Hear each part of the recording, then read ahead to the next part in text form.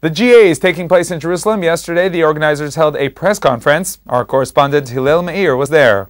We're excited to be here to look at the work we do, to reinforce each other, to grow in strength, because the work we do motivates each of us to go back and do even more work. The United Jewish Communities General Assembly, or the UJC-GA, is taking place in Jerusalem. At a ceremonial press conference, Joe Canfor, chairman of UJC Board of Trustees, spoke about this year's event. This is the third time we've had a General Assembly in Israel, in 1998, in 2003, and now again in 2008, and that's as a policy decision we made. The UJC made the decision to have regular GAs in Israel. It's really quite different this time than it was last. If you recall, last time we came, it was in the middle of the Intifada.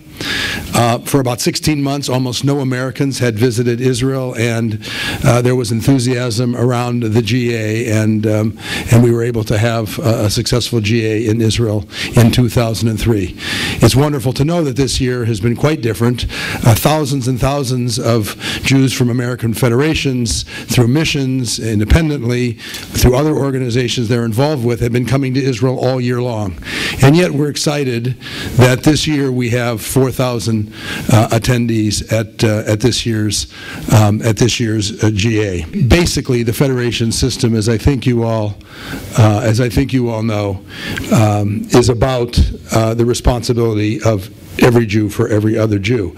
We're responsible across North America, in our own communities, to Israel, and globally. And so our coming to Israel is just a very natural part of that responsibility. The GA is a lot about donations and contributions to Israel. Many projects are promoted and funds are raised throughout the event.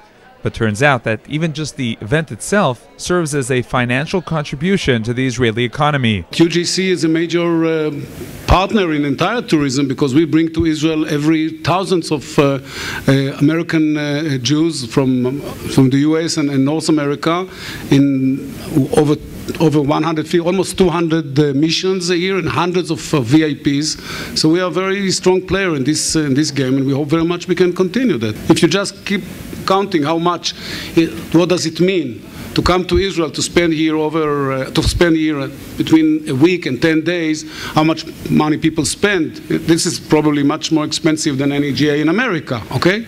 That speaks by itself. So that's a great contribution to the Israeli tourism industry. In terms of economy, the whole event is of course being held in wake of the world economic crisis. Well, let's put it this way. We're not Pollyannish. We're not kidding ourselves. There's an economic crisis out there. Will it have an impact? We believe it will have an impact. We also believe, though, that it's in times such as this when leadership rises to the challenge and recognizes there's more of a reason to give.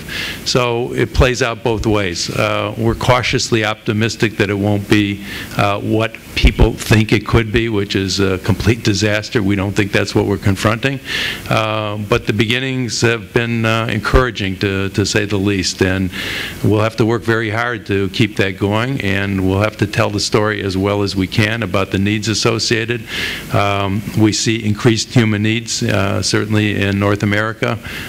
Food programs, shelter, other kinds of economic assistance. There are people who are unemployed who didn't expect to be unemployed.